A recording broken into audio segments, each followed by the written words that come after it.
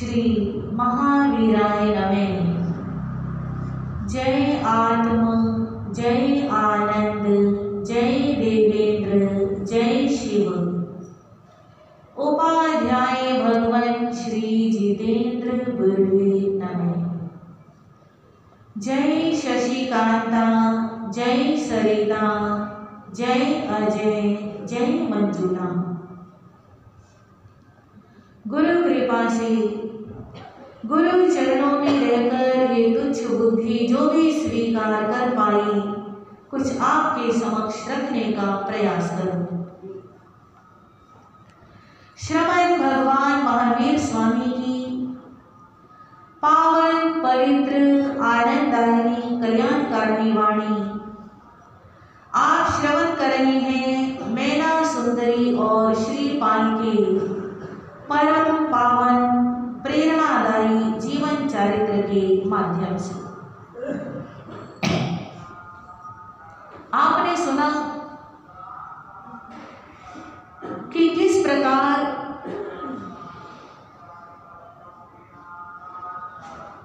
श्रीपाल अपने पुण्यों के उदय से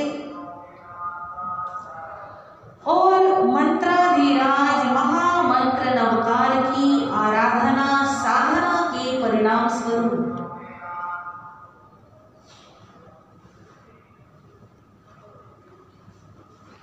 अपार वैभव को प्राप्त करता है। पहले शारीरिक वैभव को प्राप्त किया, कुष्ठ का रोग दूर हुआ, फिर बिछड़ी हुई माताजी मिले, फिर अपने मामा ससुर के महलों के अंदर आदरणीय स्थान मिला, पर सब कुछ मिलने के बावजूद भी एक चीज की कमी रह गई, जिसे कहते हैं आत्मगौरव, आत्म सम्मान।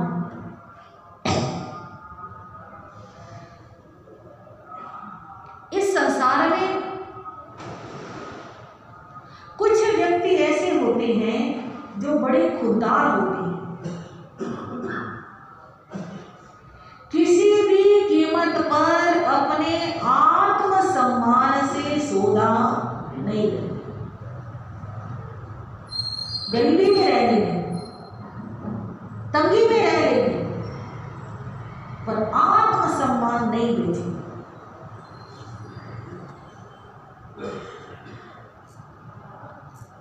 कभी कभी ऐसा होता है कि कोई युवक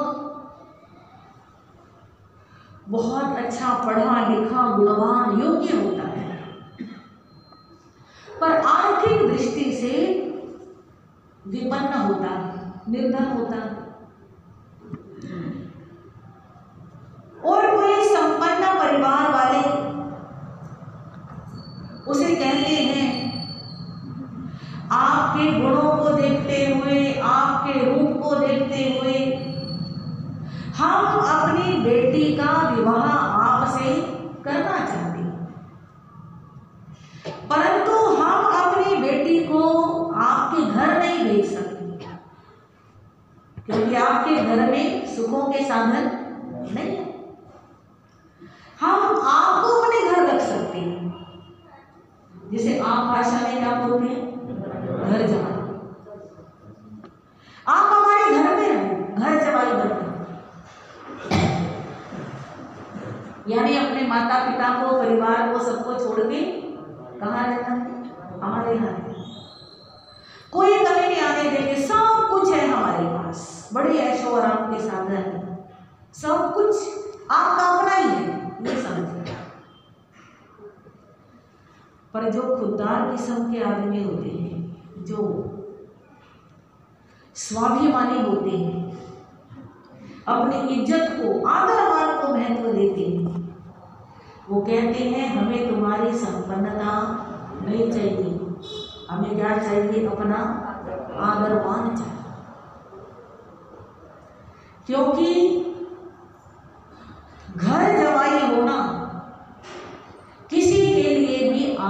सूचक नहीं होता। कहा जाता है दूर जवाई फूल बराबर। दूर जवाई यानी दूर का। पहले तो रिश्ते बड़ी दूर दूर होते थे और हमारे हिंदुस्तान में, हिंदू समाज में ये परंपरा अभी भी है कि अपने गोद में विवाह नहीं करना, कहीं ना कहीं से कोई रिश्तेदारी निकल आएगी। बिल्कुल अपरिचित, अनजान, दूर का रिश्ता, क्योंकि रिश्ता जितना दूर का होता है उतना ही अच्छा होता है, मधुर होता है। दूर जवाई फूल बराबर, गांव जवाई आधा। अगर अपने ही गांव का, अब आजकल तो लोकल मैरिज का बड़ा रिवाज है, पिछली गली में तो दूर जवाई फूल बराबर, गांव जवाई आधा, घर जवाई गधे बराबर। घर जवाई गधे बराबर, जब चाहो तब लाना।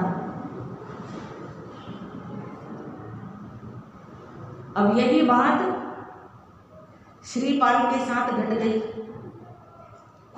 बेशक परिवार में पूरा आदर मान है, पर गांव की, नगर वालों के नजरों में तो क्या है, घर जवाई है।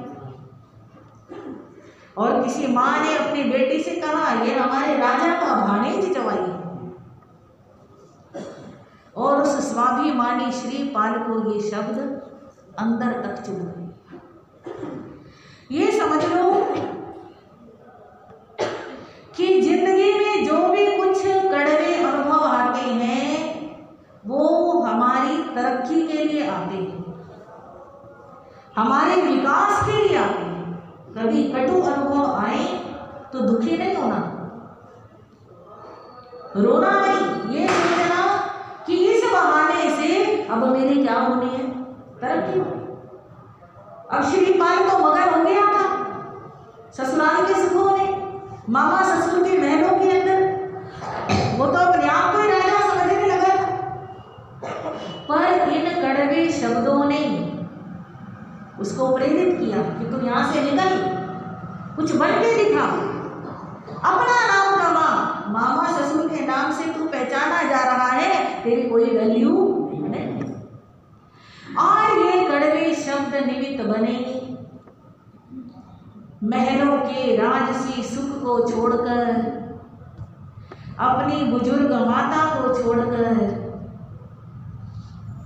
अपनी खूबसूरत शीलवती पतिव्रता नारी को छोड़कर, नवविवाहिता को छोड़कर चल दिया। क्या करने के लिए? अपने भाग्य की परीक्षा करने कि देखो तो सही मेरी किस्मत में है क्या। बाहर निकलेंगे तभी पता चलेगा, घर में बैठे बैठे क्या वहीं के वहीं।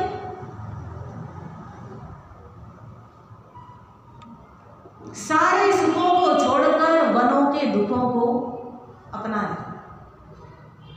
कहते हैं घर छोड़कर वन में जो गया वो बन गया। रामचंद्र जी गए वो बन गए, महावीर स्वामी जी गए वो बन गए, गौतम बुद्ध गए वो बन गए। जितने भी गए, जिन्होंने घर का मोह छोड़ा और बाहर निकले वो कुछ ना कुछ बन के। श्रीपाल भी समझ लो कुछ बनने की राह पर है।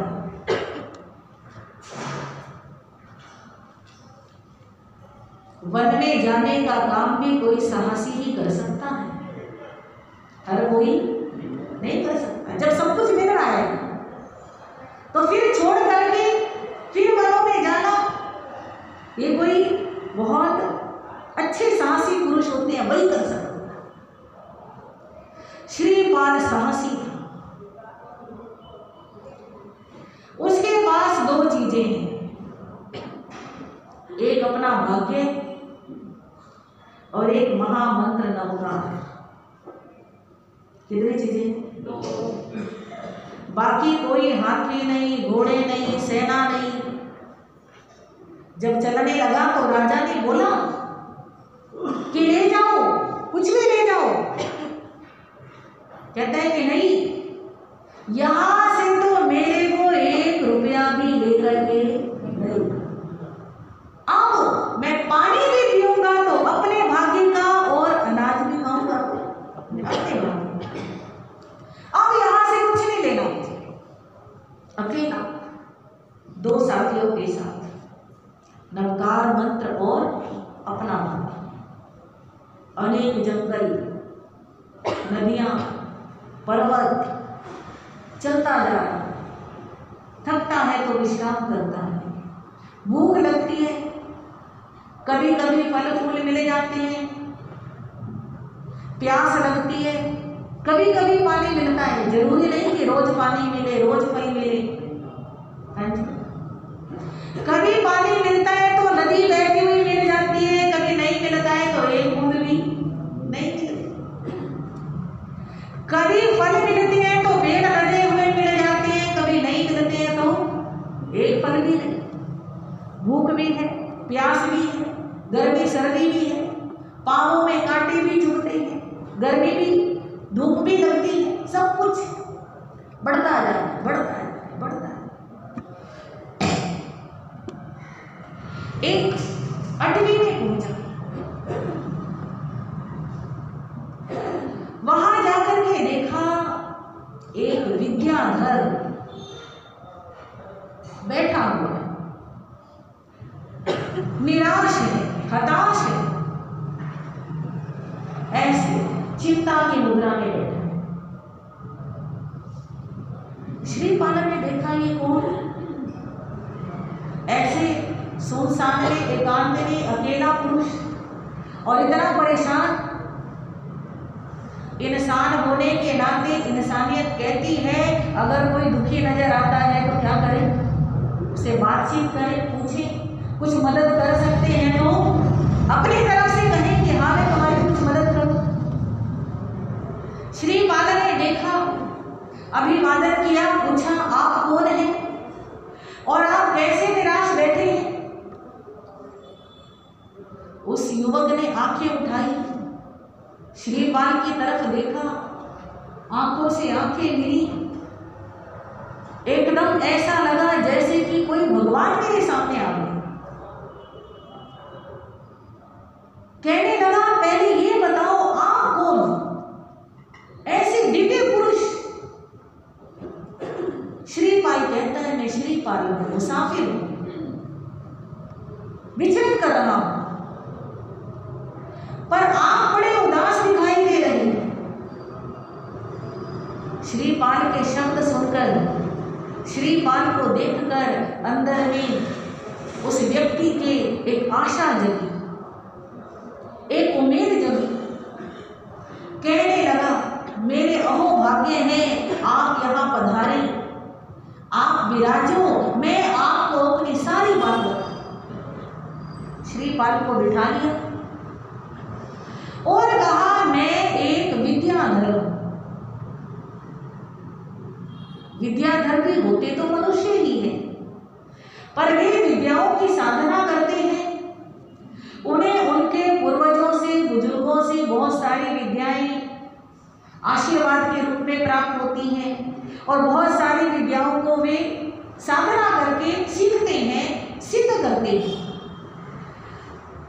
तो विद्याधर कहने लगा कि मैं एक विद्याधर हूं, मेरे गुरुजी ने मेरे को विद्या दी है, उसको सिद्ध करने की विधि बताई है, सारा कुछ बहुत अच्छे से मेरे को रटवाया है और गुरु की बताई विधि के अनुसार, गुरु के आशीर्वाद से, उनकी कृपा से मैं उस विद्या को यहाँ बैठ के सिद्ध कर रहा हूं।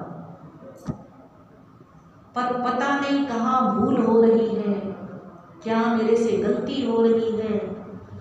अनेक बार प्रयास कर चुका पर मेरी विद्या सिद्ध नहीं।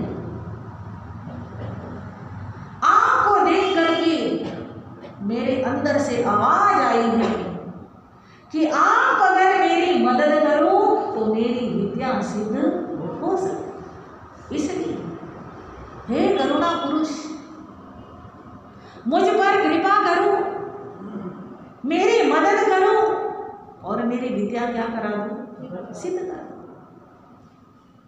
श्रीपाल कहने लगा, अगर मेरी मदद से आपकी विद्या सिद्ध होती है तो मुझे कोई आपत्ति नहीं, मैं मदद करने के लिए तैयार हूं। आप जिस विधि को अभी तक बार बार कर रहे हैं, सफलता नहीं मिल रही, वो सारी की सारी विधि अब दोबारा से कर दो, मेरे सामने कर दो और अपने मन से सारा भय निकाल दो, सारी शंका निकाल दो कि पता नहीं सिद्ध होगी या नहीं होगी। कोई डाउट नहीं, विश्वास होना चाहिए और कोई भयभीत होने की जरूरत नहीं है। मैं खड़ा हूं, आपका बाण बांका नहीं होने दूंगा, कोई कष्ट नहीं आने दूंगा। मुझ पर भरोसा रखो, सारे भय को निकाल के वो सारी विधि मेरे सामने दोबारा। श्रीपाल खड़ा हो गया है, वो विद्याधर बैठा है, मंत्र पढ़ रहा है, विधि कर रहा है और श्रीपाल भी मन ही मन नवकार मंत्र का ध्यान कर रहा है, जाप कर रहा है। और आश्चर्य हो गया कि एक ही बार में वो विद्या सिद्ध हो गई और जैसे ही विद्या सिद्ध हुई वो विद्याधर एकदम हर्ष से उछलने लगा, खुश हो गया। श्रीपाल को बार बार हाथ जोड़ने लगा, उसके पांवों में गिरने लगा, उसका उपकार मानने लगा कि आप नहीं आते तो अभी और पता नहीं कितना समय लगता और पता नहीं सिद्ध होती भी या नहीं होती, पर आपकी कृपा से, आपके खड़े रहने मात्र से मेरी विद्या क्या हो गई, सिद्ध। श्रीपाल ने कहा कि ये तो आपका पुण्य है और आपका पुरुषार्थ है, इसमें मेरा कुछ नहीं। पर विद्याधर कहता है कि नहीं, उपकारी के उपकार को मानना चाहिए। आपने मेरे ऊपर उपकार किया है, मैं आपका उपकार मानता हूं, आपका एहसानमंद हूं और इसलिए जो मैंने 2 विद्याएं सिद्ध की हैं वे 2 विद्याएं मैं आपको देना चाहता हूं। आप कृपा करो, स्वीकारो। 2 विद्याएं अर्थात 2 शक्तियां, 2 मंत्र। उस विद्याधर ने श्रीपाल को लिखा। एक विद्या ऐसी कि पास में रहे तो व्यक्ति जल में भी डूब जाए, गिर जाए तो डूबेगा नहीं, तैर करके किनारे पर अपने आप पहुंच जाए। और दूसरी विद्या ऐसी कि कोई कितने ही अस्त्र शस्त्रों का प्रहार करे, कोई असर नहीं। श्रीपाल ने अपने भाग्य का प्रसाद समझ करके वे दोनों विद्याएं स्वीकार संभाल करके रख ली। वो विद्याधर कहने लगा, आपने मुझ पर उपकार किया है, एक मेरा और मित्र है, वो मित्र सोना बनाने की विद्या सिद्ध कर रहा है और उसको भी मेरे जैसी ही समस्या आ रही है, आप उसकी भी मदद करें। कहते चलो, पहुंच गए और वो मित्र उसका लगा हुआ है, विद्या सिद्ध करने में हो नहीं रही है। श्रीपाल को लेकर के आया, कहने लगा, मित्र श्रीपाल की कृपा से मेरी विद्या सिद्ध हो गई, तुम भी इनके सानिध्य में साधना करो, तुम्हें बहुत जल्दी सफलता मिलेगी। अब वो मित्र भी कहने लगा कि आपका बड़ा उपकार होगा, मेरे मेरी मदद करो, मेरी विद्या सिद्ध कराओ। और श्रीपाल के सामने उसने भी प्रयोग किया तो एक ही बार में उसकी विद्या क्या हो जाती सफल। और जब विद्या सफल हो गई तो उसने सोना बनाने की विद्या क्या की थी, सीखी थी। तो वो कहने लगा कि अब मेरे पास विद्या आ गई है, मैं जितना मर्जी सोना बना सकता और जितना सोना खर्चूं उतना और अपने आप बढ़ जाएगा। ऐसी विद्या मैंने सिद्ध की। आपका उपकार मानते हुए थोड़ा सा स्वर्ण मैं आपको देना चाहता हूं, कृपा। कहते नहीं मुझे नहीं चाहिए सोना, कहते नहीं काम आ जाता है। विचरण कर रहे हो, परदेश में जा रहे हो, धन है तो कुछ भी आप ले सकते हो, कुछ भी कर सकते हो। धन एक बहुत बड़ी शक्ति का नाम है। और जोर जबरदस्ती करके कुछ स्वर्ण श्रीपाल को दे दिया और श्रीपाल ने भी वो स्वर्ण क्या कर लिया, ले लिया। वहां से चला और चलते चलते गुजरात के अंदर भरूच नामक नगर में पहुंच गया। भरूच नामक नगर में पहुंच करके थोड़ा सा स्वर्ण बेचा, सुनार को आदेश दिया अपने साइज के अच्छे अच्छे आभूषण बनवाए, दर्जी को आदेश दिया अपने साइज के अच्छे अच्छे कपड़े बनवाए, अच्छा अच्छा भोजन किया और सज धज करके बिल्कुल तैयार हो गया। अस्त्र शस्त्र तलवार ढाल जो भी कुछ चाहिए था, क्योंकि वहां से तो कुछ लेकर के चला ही, तो जो कुछ चाहिए था वो सारा कुछ जरूरी सामान उसने ले लिया है। और वे 2 विद्याएं उसने सुनार से 2 ताबीज बनवाए, उन ताबीजों के अंदर उन विद्याओं को रखा और दोनों बाजुओं के ऊपर उसने क्या कर दी, बांध ली है। सुरक्षित हो गया है। थकान उतारने के लिए नगर के बाहर एक उद्यान में आकर एक पेड़ के नीचे सो। इधर श्रीपाल सोया है और उधर उसी समय एक कौशाम्बी नाम की नगरी थी। उस नगरी में धवल नाम का एक व्यापारी निवास करता। वो व्यापारी अनेक बार विदेशों की समुद्री यात्राएं करता था और जब जब यात्रा पर जाता पूरे नगर में घोषणा कराता, कोई भी व्यक्ति जो व्यापार का इच्छुक है मेरे साथ चले, मैं उसके खाने की, पीने की, रहने की सारी व्यवस्था अपनी तरफ से करूं। अगर किसी के पास पूंजी नहीं है तो पूंजी भी मैं दे दूंगा। आपकी इच्छा है तो मेरे साथ चलो, माल खरीदो, बेचो, व्यापार करो, मुनाफा आपका आपके पास और पूंजी वापस मेरी। पहले ऐसे ही किया करते थे।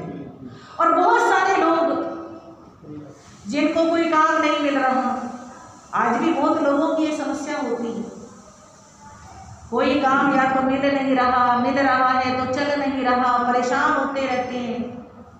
बाहर जाएं तो पैसा चाहिए, कहाँ क्या करेंगे, कैसे करेंगे, बहुत लोग जूझते रहते हैं समस्याओं से, कोई रास्ता नजर आता नहीं है। तो पहले एक इंसानियत के नाते ऐसी घोषणा कराते थे बड़े व्यापारी और साथ में हजारों लोग तैयार हो जाते कि सबके साथ जाएंगे, सुरक्षित भी रहेंगे, व्यापार का अनुभव आएगा, अलग अलग देशों की जानकारी मिलेगी और व्यापार करेंगे, कुछ ना कुछ तो कमा के लाएंगे। तो वो धवल व्यापारी समुद्री जहाजों से यात्रा करते करते भरूच नगर के बाहर पहुंच गए और भरूच नगर से जब चलने लगा तो अचानक कुछ ऐसा हुआ कि उसके जहाज वहीं की वहीं रुक गए। 5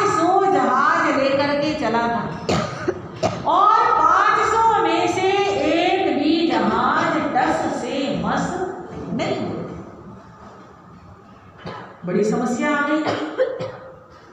करोड़ों का माल इन जहाजों में है, हजारों लोगों को अपने साथ लाया। अब अगर जहाज चलेंगे नहीं तो फिर क्या होगा? सारा कुछ यहीं का यहीं रुक जाएगा, बर्बाद हो जाएगी। धवल सेठ सारे साधन अपने साथ लेके चलता था। पंडित भी रखे हुए थे, पंचांग भी रखे हुए थे। उन पंडितों से पूछा, ये जहाज क्यों अटक गए, चल क्यों नहीं रहे? पंडितों ने अपना हिसाब किताब लगाया और सारा कुछ देख दुख करके कहने लगे कि समुद्र का जो देवता है, जल देवता जो है, ये आपसे एक 32 लक्षणों से युक्त नौजवान की बलि चाहता है। अगर यहाँ पर 32 लक्षणों से युक्त नौजवान की बलि दोगे तो ये जहाज चलेंगे, वरना समुद्र के देवता ने ये जहाज क्या कर दिए हैं, रुक। अब व्यापारी सोचता है कि जहाज तो चलाने जरूरी है, जहाज चलाने के लिए बलि देनी जरूरी है। बलि देने के लिए किसकी बलि दी जाए, वो व्यक्ति लेना जरूरी है। अब ऐसे तो है नहीं कि किसी मर्जी को पकड़ो और बलि दे दो। उस व्यापारी ने बड़े से थाल के अंदर अच्छी अच्छी कीमती चीजें रखी, हीरे मोती माणिक रत्न, और ले करके राजा के दरबार में आ राजा को भेंट दी। राजा ने देखा इतनी कीमती भेंट, बड़ा प्रसन्न हुआ। कहने लगा, बोलो व्यापारी, क्या चाहिए आपको? क्योंकि फ्री में तो कोई किसी को कुछ देता नहीं है। इतनी कीमती भेंट लाए हो तो जरूर कोई कीमती जरूरत भी होगी, बोलो क्या चाहिए? कहने लगा, महाराज, मेरे जहाज चल नहीं रहे हैं और निमित्तज्ञों ने बताया है एक 32 लक्षणों से युक्त नौजवान की बलि दी जाए तो ये जहाज चले। मैं आपसे एक पुरुष चाहता हूं जिसकी मैं क्या दे सकूं, बलि दे सकूं। अब राजा मन में विचार करता है, मैं राजा बेशक हूं, पर किसी को ऐसे ही नहीं दे सकता, पूरी प्रजा में बवाल मच जाएगा। कोई अपराधी भी हो, कोई कैदी भी हो, कोई खूंखार अपराधी भी हो, उसे भी मृत्यु दंड देते समय बहुत सोच विचार किया जाता है। ऐसे में किसी को दे नहीं सकता, और इतनी बड़ी महंगी भेंट मुझे मिली है तो मैं इसे इनकार भी नहीं कर सकता। आखिर सोच विचार करके राजा ने अपने सेवकों को कहा, नगर में जाओ, नगर के आसपास के गांवों में जाओ, कहीं वन में, कहीं उद्यान में, कहीं कुएं के पास, कहीं तालाब के पास, कहीं कोई मुसाफिर, अपने नगर का कोई पता नहीं, और अपने नगर में किसी का कोई जानकार भी ना हो, कोई परिचित रिश्तेदार भी ना हो, क्योंकि अगर किसी के परिचित को, रिश्तेदार को बलि के लिए मैंने बेच दिया तो भी सारी प्रजा के अंदर तूफान खड़ा हो जाएगा। ऐसे व्यक्ति की खोज करो जो ना इस नगर का निवासी हो और ना इस नगर के किसी परिचित का रिश्तेदार तक भी, दूर का कोई रिश्तेदार भी ना हो, जिसे नगर में कोई ना जानता हो। ऐसे अपरिचित को खोजो और उसे मेरे पास ले जाओ। अब खोज करते करते कहाँ पहुंच गए? जहां श्रीपाल सोया हुआ था, वो तो मस्ती से सो रहा है, और वे राजा के सैनिक, वे राजा के सुबट देखते हैं, ये पुरुष ऐसा है जो इस नगर में पहली बार देखा गया। और हम गारंटी से कह सकते हैं इस नगर में इसका कोई सगा संबंधी भी नहीं होगा। पर इसको लेके कैसे जाएं? ये तो बड़ा ताकतवर महसूस होता है। ऐसा लगता है ये तो एक ही झटके में हम सबका खात्मा कर देगा। इसके चेहरे पे कितना तेज है, इसके शरीर में कितना बल लग रहा है। वो आपस में बात कर रहे हैं, चर्चा कर रहे हैं, इसको उठाएंगे नहीं उठाएं, लेके भी इसी को जाना है। बलि के योग्य भी यही है। बलि के लिए पुरुष में जितने लक्षण होने चाहिए हर तरह से उपयुक्त है, पर इसको जोर जबरदस्ती कैसे लेके जाए? और अपनी इच्छा से कोई मरने के लिए क्यों जाएगा? उनकी आपस की बात, उनकी आपस की जो चर्चा थी, वो शब्द श्रीपाल के कानों में पड़े। नींदपुरी उठकर बैठ गया, देखा मेरे को चारों तरफ से घेर रखा है। पूछा कौन हो तुम, क्या चाहते हो? हाथ जोड़ ली। धर्म की शक्ति है, धर्म का प्रताप है, जानते नहीं उसको। और सैनिक तो वैसे अभद्र व्यवहार करने में बड़े कुशल होते हैं, पर श्रीपाल का पुण्य है, उसका चारित्र है, उसका धर्म है, जो अनजान अपरिचित लोगों के भी आदरणीय बना हुआ। कहने लगे देव, हमारे राजा ने आपको बुलाया है, किस लिए? आपकी बलि देने के लिए। अच्छा चलो। अब सैनिक आके बांधने लगे, कहते बांधने की जरूरत नहीं, बस मुझे ये बता दो चलना कहाँ है, चलो। क्योंकि जाएंगे, पूछेंगे, राजा से मिलेंगे, तभी असलियत पता चलेगी। इनको क्या पता है, ऐसे क्या बात करनी है? चलो, जिस शक्ति ने इनको यहाँ भेजा है पहले उस शक्ति से तो मिले। लेकर के राज दरबार में आ गए। धवल सेठ बड़ा प्रसन्न हो गया कि बड़ा अच्छा पुरुष मिला है बलि देने के लिए। कहने लगा ढोल बजाओ, नगाड़े बजाओ, खुशी मनाओ, अब हमारे जहाज चलेंगे, अब हमारा व्यापार होगा, और इसको पकड़ के ले चलो बलि देने के लिए। श्रीपाल कहने लगा सेठ जी, मुझे ये बताओ आप मेरी बलि क्यों देना चाहते हैं? उसके मधुर शब्दों से, उसकी वाणी के प्रभाव से धवल सेठ भी नरम पड़ गया। कहने लगा हमारे जहाज चल नहीं रहे हैं, उन्हें चलाने के लिए आपकी क्या दे रहे हैं? हम बलि दे रहे हैं। अच्छा, आपको जहाज चलने से मतलब है या मेरी बलि से मतलब है? हमें तो जहाज चलने से मतलब है, जहाज चलने चाहिए। श्रीपाल कहता है अगर मेरी बलि दिए बिना मैं आपके जहाज चला दूं, कहते और क्या चाहिए हमें? तो चलो फिर। लेकर के आ गए समुद्र किनारे, और श्रीपाल ने जो जहाज सबसे आगे खड़ा था वहां खड़े होकर एकाग्र चित्त से महामंत्र नवकार का ध्यान किया। पूरी निष्ठा के साथ, एकाग्रता के साथ। निष्ठा एकाग्रता का मतलब ये नहीं कि मेरे प्राण बच जाए, हाँ जी, ये मतलब नहीं।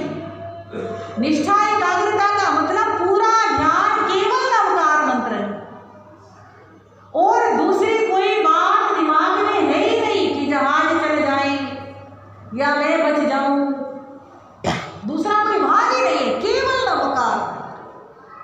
हमारी साधना में चमत्कार क्यों नहीं होता? क्योंकि हम मंत्र कम पढ़ते हैं और अपनी इच्छा ज्यादा बोलते हैं, ये हो जाए, ये हो जाए, ये हो जाए। एकाग्रता से जाप तो करते ही नहीं, निष्ठा से जाप तो करते ही नहीं, तो वो आधा मंत्र पढ़ा जाता है, आधी इच्छा बोली जाती है, तो ना उधर कह रहे और ना उधर कह रहे। पूरी एकाग्रता से, तन्मयता से, तल्लीनता से नवकार मंत्र पढ़ा और पढ़ करके पहले जहाज को पांव से धक्का लगाया। धक्का भी क्या लगाया, बस थोड़ा स्पर्श ही किया था, एकदम जहाज आगे सरक गया।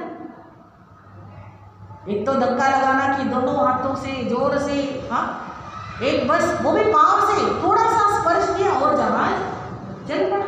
और जैसे ही जहाज चला, वो धवल सेठ भी बड़ा प्रसन्न, सारे के सारे प्रसन्न, एक के बाद एक सारे जहाज चल पड़े। और जैसे ही चल पड़े, धवल सेठ आश्चर्यचकित हो गया, कहने लगा ये आदमी तो बड़े काम का है।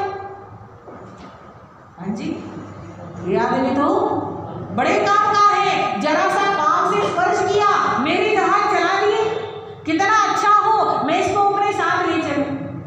हर इंसान अपने स्वार्थ के बारे में सोचता है, कितना अच्छा हो ये मेरे साथ चल पड़े, आगे कहीं जहाज अटक गए तो ये बंदा काम आएगा। कहने लगे धवल सेठ, ऐसा लगता है आप परदेशी हो। हाँ, परदेशी हूं, मेरे साथ चलो।